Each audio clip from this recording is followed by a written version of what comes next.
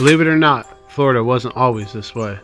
But Florida is changing. In South Florida, the iguana population is growing year by year, along with a whole set of problems that come along with those reptiles. Probably the largest snake in Florida, 215 pounds. 215 pounds and 18 feet long. It's also known as the Jesus Cuban anoles, Cuban tree frog, green iguanas, and now talk of green anacondas. It gets intimidating with those big ones. Take alligators, adult deer. Burmese and African rock pythons. But what really amazes me is the monkey colonies that you can find pretty close to my home. We're going to Silver Spring State Park to get the lowdown or the high up on this monkey colony. State Park, stress from the world just disappeared and a great deal of excitement filled my mind and body. Water fountain when you come up.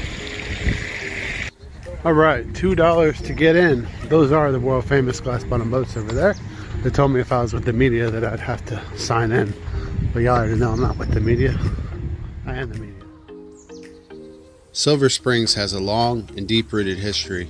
As far back as the 1800s, it was used to transport various goods from steamboats to locomotives.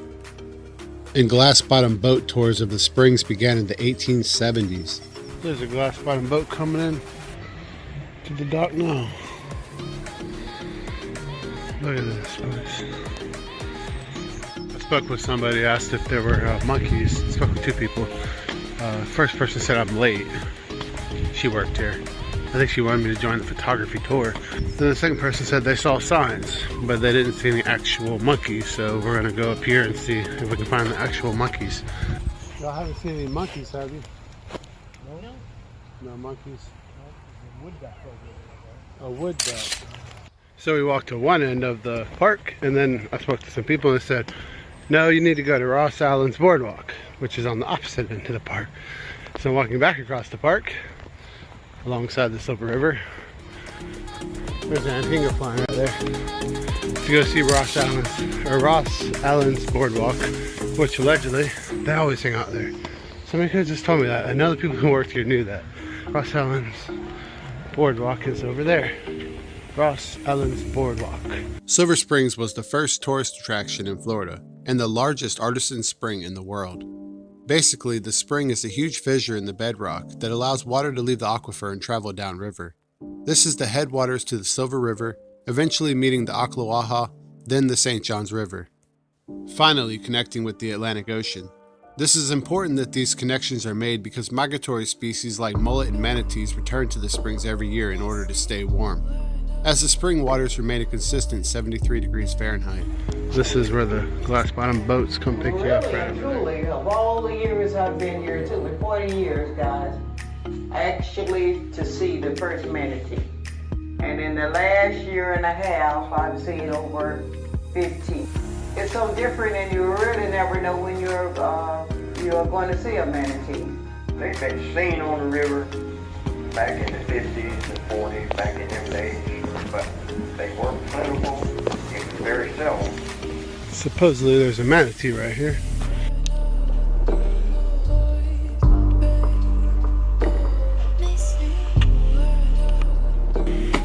And there was actually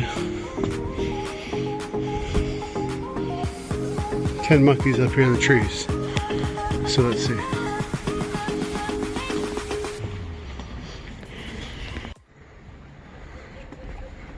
I hear an owl. Y'all see any monkeys? Yeah, come straight ahead too. This way? Okay. Thank you. Got an eye left straight out there. Okay, awesome.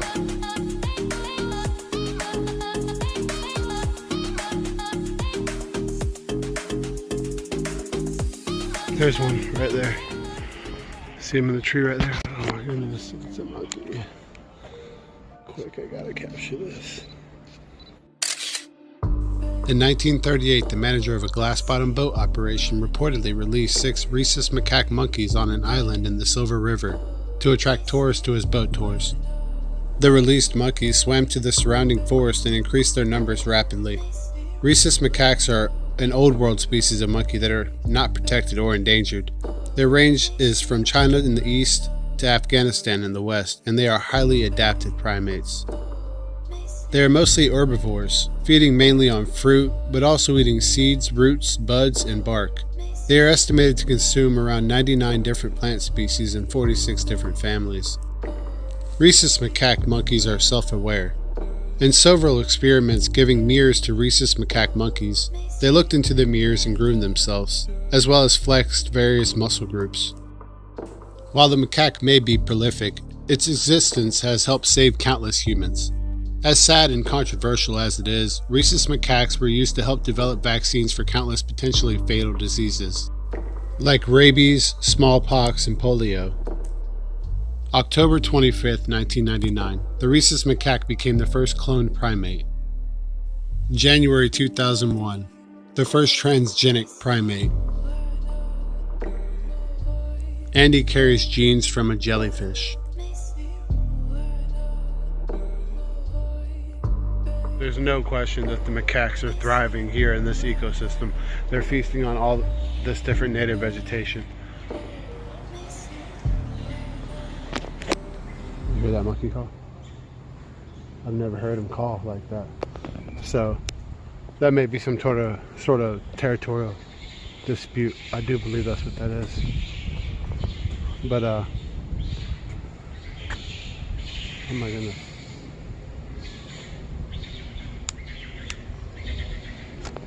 It's right out there.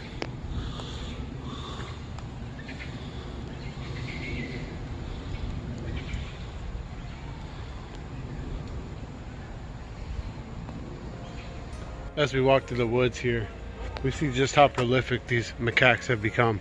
They're everywhere. They form massive troops and they are thriving in this ecosystem. We've witnessed them feasting on leaves and exhibiting different social behaviors. These monkeys are not native, but they are very interesting and kind of like an island or isolated population of animals that we can experience even though we're not in that area. Sheer number and abundance of wildlife I found here at Silver Springs State Park has really blown my mind. It's awesome to see what preservation efforts can do for an environment. I'm not sure what that is. It's crazy, right? But if you like the content on this video, be sure you hit the like button and subscribe to this channel. We'll see you next time right here in the great outdoors. I'm your host Alex, the Florida Wildlife Guy.